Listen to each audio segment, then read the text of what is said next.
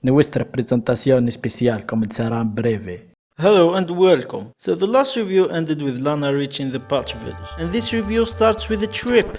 Billions years of history, visions and hallucinations, faces, animals, humans, drowning in the sky and stars and flying through seas. Then it's just LSD tripping shit, always have been. The Patch Shamans gave Yo and the other shamans ayahuasca, and pretended that the Great Spirit is stronger than their minds. So after Yo wakes up, Silva explains the party to him. The Great Spirit appears for 3 months once every 500 years. The mission to find the Patch village was just so the shamans can see the Great Spirit. There is this running gag that the Patch are so poor and they always hustle on the side, but my boy Silva is on another level. Here is a panel of him trying to make Yo an LSD junkie. You must first get physically used to this hallucinatory state. Before trying to have that vision again, you could faint.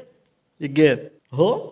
A while and it turns out that in the next round of the shaman fight, shamans have to be in teams of 3. So the 420 gang split into 2. Team Ren, which includes Ren, Horohoro and Chokoruvu, the new character. His name ends with love, and indeed he is lovely. Not funny though. His spirit is called Mike and he is a jaguar. The other team is Fumbari Onsen, which includes Yo, Wooden Soldier Yu, and Faust the 8th. Why Faust is Fumbari Onsen team? And why is the team called Fumbari Onsen? The answer is simple. Yo's fiancé believed in her dream.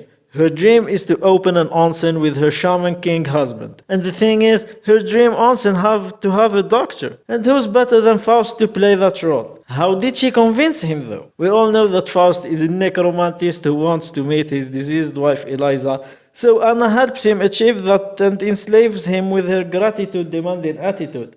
She trains her husband's team for 2 months, then the next phase starts. In a deserted island called Tokyo, the Patch built an arena for the tournament where the shaman teams compete. This stage allows spectators and has a commentator/referee. Then the manga jumps right into it with fight number 1, Team Ren versus the boss. In this fight we get to know more about Chokoruvu and his funny ways, which came as a result to some brutal childhood. But with the right guidance he repents like Ren. Ooh, this is it my bros. The one who repents is like the one who has not even sinned. And Ren interferes and finishes the fight as a reaction to the other team looking down on Chokoruv, while he looks down on Chokoruv. Team Ren win as expected, and because of the high morals the 420 gang showed the boss, they pass by the post-fight party to thank them and everything is flower and pussy. The second fight is the X-Laws versus the Egyptian shamans. As you'd expect from Egyptians, they use magic related to pharaohs and pyramids, but the reality is that this team was just used to show the brutality of the X-Laws. And it turns out that Lysilige flipped the jacket and joined them. His new catchphrase is, being gentle never saves anybody. Except it actually does. Lysilige is just blind. When he tried to kill his opponent, his heart wavered. So his spirit morphine stopped mid-attack, which means now we get to see the Iron Maiden. I would argue that she is more evil than How. Wait, just as evil as How fits better. Her backstory makes zero fucking sense and her attitude is that of a totalitarian dictatorship where anyone who isn't X-Laws is evil and anyone who stands against the X-Laws needs to be punished by death, as the X-Laws are servants of God, the God of justice Shamash, which happens to be the soul of the maiden. Her oversoul judges its enemies, and of course the judgment is always guilty, and it passes its judgment through torture till death. Moral of the story,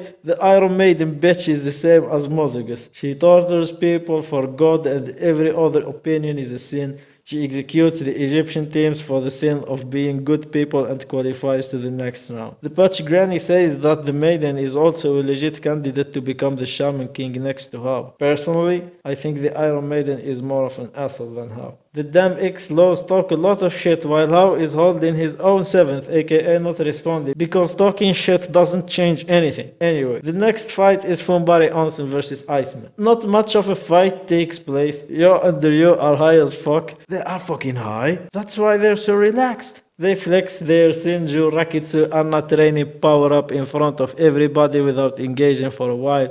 Then Yo wins with one blow. While they were flexing though, How offers Ren power if he joins him and Ren refuses as expected. The next fight was off screen between Team Hana versus T Production. Then it's Team Hoshi versus the X-Laws. Team Hoshi is How's team. and the X-Laws sacrifice themselves during the fight in order to understand the medium how uses to make it easier for the rest of the X-Laws, but how reveals it on his own volition because he knows it won't change anything and to mock their useless efforts. His medium to make an oversoul is oxygen, which is everywhere, so his spirit of fire can spawn wherever. Adding to that, he has a quantity of Fukurio above 1,000,000, while the 420 gang are in the realm of 50,000, 100,000. How's Fukurio gets stronger when his oversoul fucking eats souls? My man eats the X-Laws alive in front of everybody, no shame, no nothing, and leaves like nothing happened. The 420 gang undergo a case of collective PTSD because of the feast they witnessed, and Yo tells them the truth. Yo and How are twins.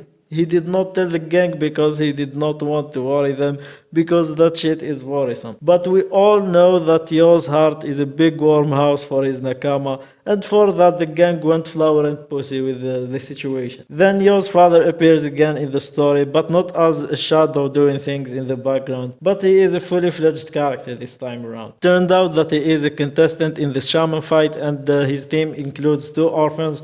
His name is Miki Hisha, and he beats the shit out of Tauren to get permission to train Tauren. Then he appears in front of Ren and explains the idea. And Ren refuses, but we all know that Ren is a shy kid and no means yes. So they start training and pretend they are not. But happy moments always end, as some of Hao's underlings are here to kill everybody because Hao wishes so. Ren urges Miki Hisha to get back to his 2 orphan teammates to protect them from Hao's attack.